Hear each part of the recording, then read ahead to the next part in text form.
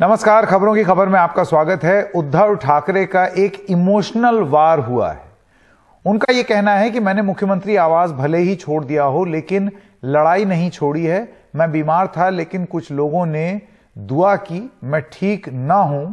मैंने एकनाथ शिंदे के लिए क्या क्या नहीं किया। मैंने अपना विभाग तक एकनाथ शिंदे को दे दिया। फूल पत्तियां टूटने से जड़ें नहीं टूट जाती। और ये बोलते बोलते वो थोड़े से इमोशनल हो गए, जिसमें वो हैंकी लेकर के आंसू पोंछते हुए भी दिख रहे हैं। वहीं अगर आप जिनको वो फूल पत्ती कह रहे हैं और टहनियां कह रहे हैं, वो भारी संख्या में गुवाहाटी में मौजूद थे और उनका यह कहना है कि अब संख्या बल हमारे साथ है।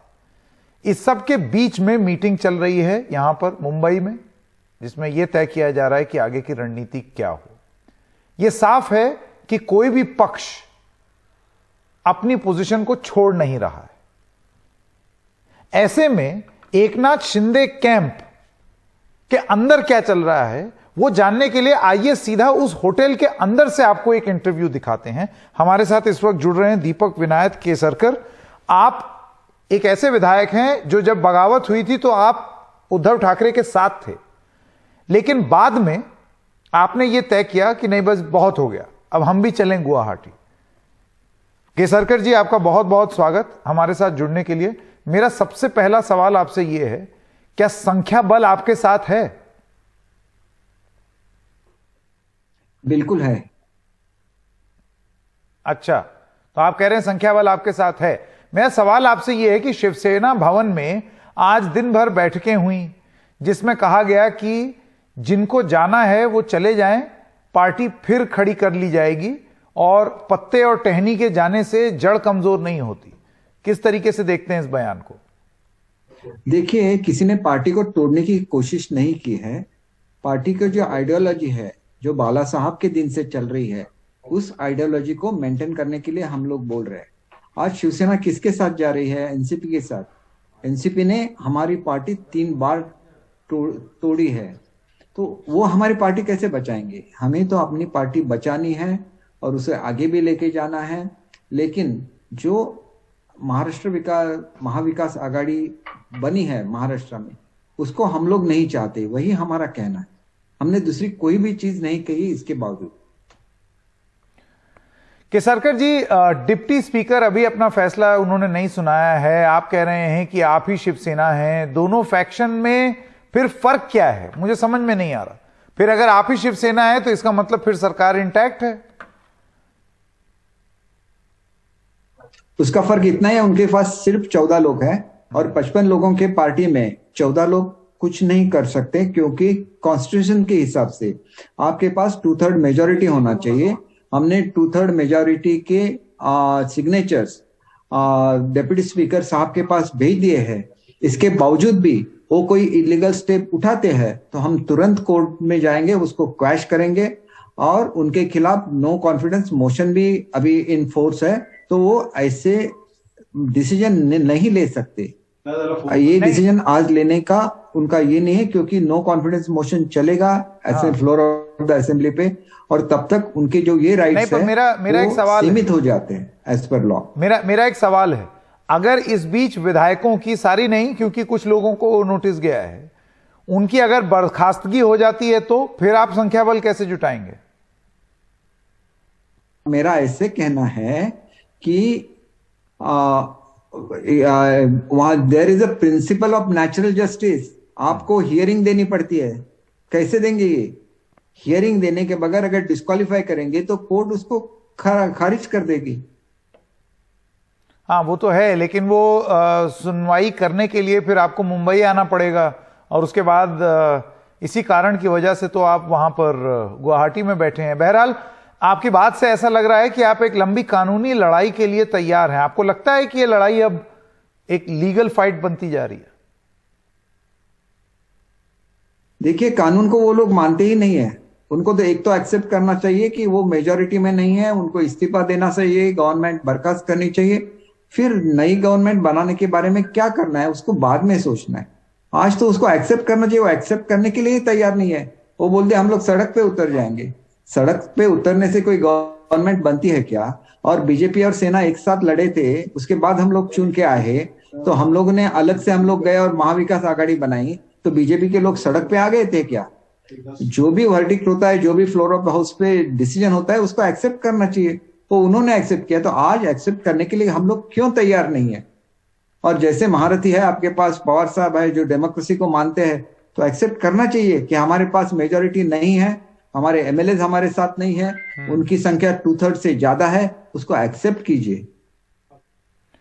अच्छा, केसरकर जी ये बताइए, आपने उद्धव ठाकरे का बयान सुना ही होगा कि आमने सामने आकर के बात करो। उन्होंने ये भी कहा कि अघाड़ी से बाहर जा करके अगर आपको जाना है, आपने संजय राउत की बात सुनी होगी, उन्होंने कहा है कि अगर आपको, आपका यही मत है कि एनसीपी और कांग्रेस के साथ ना रहो, तो उस पर भी विचार करेंगे, लेकिन सामने आकर के बात कीजिए। तो आप ये बात क्यों नहीं मानते? नहीं, विचार कैसे करेंगे और सामने कैसे आएंगे? देखिए, यहाँ तो राउत साहब बोलते हैं कि हम लोग सड़क की लड़ाई कर रहे हैं, और वो सड़क की लड़ाई करने के लिए हम मुंबई में आए क्या? यहाँ आप बोलते हैं कि हम शिंदे साहब से बात करेंगे, और वहां पे आप दूसरा ये भी ये करते कि शिंदे साहब को लीडर ऑफ द पार्टी से निकाला गया। ये दोहरा ही है ना, ऐसे कैसे हो सकता है? यहाँ आप बोलते हैं आप बात करेंगे, और बात करने से पहले उन्होंने पार्टी से निकाल दिया। आज आप बोल रहे हैं कि आप मुंबई में आइए, और दूसरी जगह पे आपके ही स्पोक्स पर्सन राउत साहब बोल रहे हैं कि सड़क वाली लड़ाई करने वाले। सड़क वाली लड़ाई का मतलब क्या है? दूसरे पे हल्ला करना, उसको सराउंड करना, उनपे दबाव डालना। अगर ये करने के लिए आपको एमएलए चाहिए, तो डेमोक्रेसी में आपको राइट है क्या एज अ पार्टी वर्क करने का? आपके पार्टी के बारे में हमें गर्व है कि ये बाला साहब की पार्टी है, लेकिन डेमोक्रेसी तो आपको एक्सेप्ट करनी पड़ेगी, उसी पे तो राज चलता है हमारा। और महाराष्ट्र के आप सीएम हैं, तो आपके सीएम होने की वजह से आप पे एक जिम्मेदारी आती है कि लॉ एंड ऑर्डर की सिचुएशन अच्छी रहे, और इसके बावजूद भी आपके जो स्पोक्स पर्सन है वो सड़क पे आने की बात करते हैं, तो उनको आपको रोकना चाहिए, ऐसे मुझे लगता है। केसरकर जी, अब मैं एक सवाल आपसे ये पूछना चाहता हूं कि क्या आपको लगता है कि, और ये बुनियादी प्रश्न है, बहुत ज्यादा फाउंडेशनल क्वेश्चन, कि जो आपका विचार है या जो आपका मत है, आपको ये कहना है कि शिव सैनिकों को ये महसूस हो रहा था या आपको ये महसूस हो रहा था कि आप विचारधारा से, आइडियोलॉजी से दूर चले गए, ये आपका व्यू है या जमीन पर मौजूद शिव सैनिकों का मत है? क्योंकि इन दोनों चीज में बहुत फर्क है। आज शिवसेना भवन में हमने जो मीटिंग देखी, वहां पर भी बहुत सारे शिव सैनिक थे जो कि आपको गद्दार मानते हैं, ट्रेटर्स मानते हैं। तो आपका मत और जमीन पर जो मौजूद शिव सैनिक है, क्या उनका मत एक ही है? देखिए, आप अगर किसी भी शिव सैनिक को कॉन्फिडेंशियली पूछिए कि आपको कांग्रेस और एनसीपी के साथ जाना मंजूर है क्या, वो नहीं बोलेगा, क्योंकि आज तक 3 बार शिवसेना टूट चुकी है, और तीनों बार एनसीपी या पवार साहब उसमें इंस्ट्रूमेंटल थे। ये वस्तुस्थिति है, फिर कैसे जाएंगे? आज अगर बाला साहब होते तो एक्सेप्ट करते क्या कांग्रेस और एनसीपी के साथ जाना? उनकी लेगेसी है आपके पास, और आप ही बोलते हैं कि आपको एक शिवसैनिक को बिठाना है महाराष्ट्र के चेयर पे, तो आप कैसे बिठाएंगे? आपको इसके बारे में सोचना चाहिए। आज एक ट्रू शिवसैनिक शिंदे साहब है, तो उनको ऑनर देने की जरूरत है। उनको जो भी चेयर पे बिठाना है, आप ऑनरेबली उनको बिठाइए ना, आपका ये अधिकार है। हमने कहा है, और हमने ऐसे कहा है कि हम लोग पार्टी छोड़ के बीजेपी में जा रहे हैं। हम लोग अपना अलग से ग्रुप बना रहे हैं। जो चीज हमने बार बार आपको कही है, आपने वो सुनी नहीं, इसलिए हमको ये स्टेप लेनी पड़े। इतनी ही बात है, उनके तरफ किसी ने भी डिसऑनर नहीं दिखाया है। तो 2.5 साल तक आप उद्धव ठाकरे को, आप कह रहे हैं, आप यही चेता रहे थे कि ये अलायंस ठीक नहीं है। चलिए, मैं आपसे एक और सवाल पूछता हूं, आप लोग मुंबई कब लौट रहे हैं? क्योंकि देखिए, मुंबई तो आना ही होगा, बिना आए तो होगा नहीं। और हो सकता है जिस तरीके की अब बात कही जा रही है कि कुछ विधायकों का मन भी बदल जाए, वो मन बदल करके बागी हुए हैं, वो फिर से और बागी होकर के वापस शिव सैनिक हो गए, तो उद्धव ठाकरे के साथ वापस चले गए तो?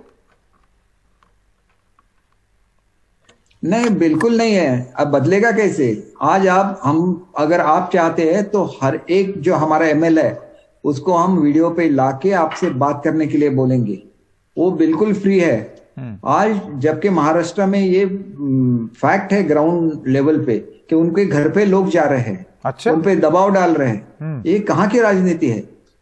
ये राजनीति महाराष्ट्र के कल्चर नहीं है, इसको महाराष्ट्र में मत लाइए, ऐसे मेरा कहना है। महाराष्ट्र का प्रोग्रेस होना चाहिए, और महाराष्ट्र का प्रोग्रेस होना है तो पीएम और सीएम में कोऑर्डिनेशन चाहिए। चाहे आप अलग अलग काम करो, लेकिन हर रोज आप उठेंगे एक नया स्टेटमेंट निकालेंगे, ऐसे कभी काम चलता है क्या? ये पार्टी चलाने के लिए नहीं, ये आप जब प्रशासन में आते हैं तो आपको महाराष्ट्र चलाना है, महाराष्ट्र को एक प्रगति के राह पे लेके जाना है। और हमें हमारा यही कहना है, एक स्टेबल गवर्नमेंट लाइए, प्रगति के मार्ग पे चलिए, हम सब लोग आपके पास साथ है। नहीं, मुझे ये बताइए केसरकर जी, आप उस रेडिसन होटल के अंदर से आप ये बात कह रहे हैं कि परिवारों को धमकाया जा रहा है।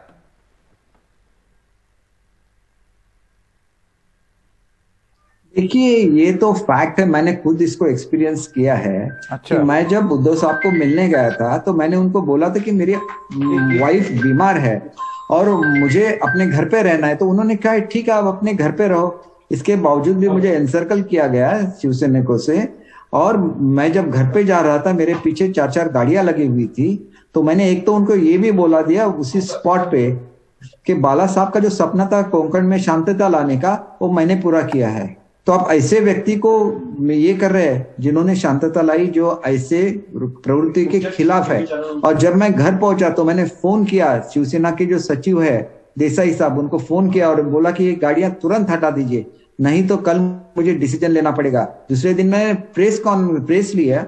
बाद में मेरी वाइफ जो बीमार है उसको मैंने मेरे लड़की को बुलाया, उसकी व्यवस्था की, और फिर मैं आने के लिए निकला। तब तक मैं बिल्कुल आने के लिए नहीं निकला था, क्योंकि ये मुझे बिल्कुल मंजूर नहीं है। ये लड़ा मैंने दिया था, कोंकण में दिया था, और वो बाला साहब का सपना था। अब बाला साहब का नाम ले रहे हैं, और जो व्यक्ति ने उनका सपना पूरा किया उनको ये आप धमका रहे हैं, ये कैसे चलेगा? ये बाला साहब की शिवसेना ऐसी नहीं हो सकती। उसको बाला साहब की शिवसेना रखना है तो बाला साहब की जो नीतियां थी वही नीतियां अपनानी चाहिए। बाला साहब बोलते थे कि मुझे किसी शिवसैनिक को बिठाना है उस चेयर पे, तो वो उनका सपना था। एक शिवसैनिक बाला साहब के हृदय में रहता था, और शिवसेना के हृदय में बाला साहब रहते हैं, आज भी रहते हैं।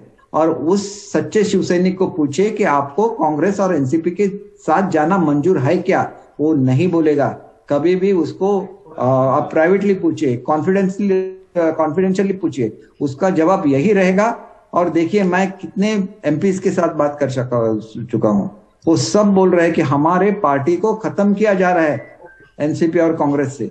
अगर वो ऐसे बोल रहे तो मैंने उनको ऐसे बोलने के लिए नहीं कहा। आज पार्टी जब इसमें आती है, अड़चन में आती है, तो भी आप वही आपकी जो अलायंस है वो कायम रखना चाहते हैं, तो उसमें पार्टी का हित नहीं है। इतना ही मैं बोलना चाहता हूं।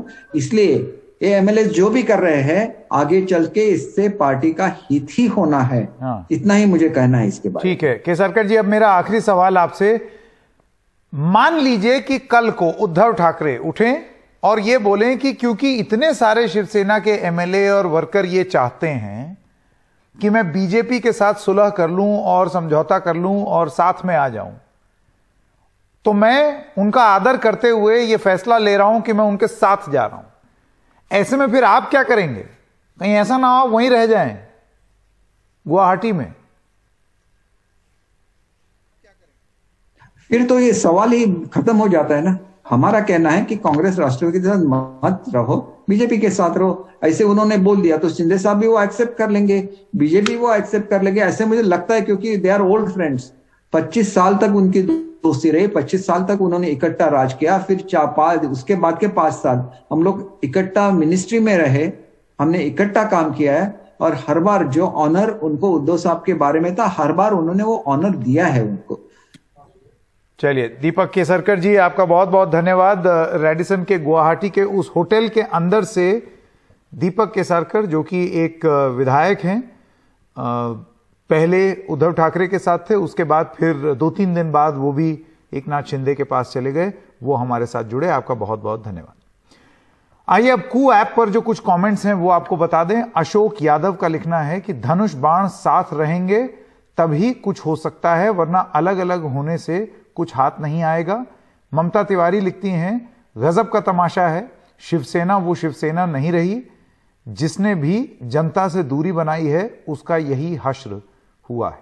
एक छोटे से ब्रेक के लिए रुक रहे हैं, अभी हाजिर होते हैं।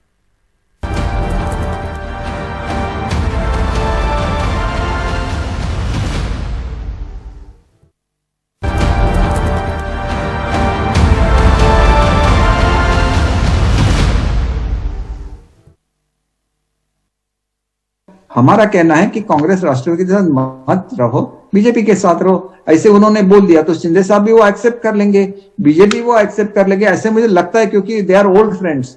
25 साल तक उनकी दोस्ती रही, 25 साल तक उन्होंने इकट्ठा राज किया, फिर उसके बाद के 5 साल हम लोग इकट्ठा मिनिस्ट्री में रहे, हमने इकट्ठा काम किया है, और हर बार जो ऑनर उनको उद्धव साहब के बारे में था, हर बार उन्होंने वो ऑनर दिया है उनको।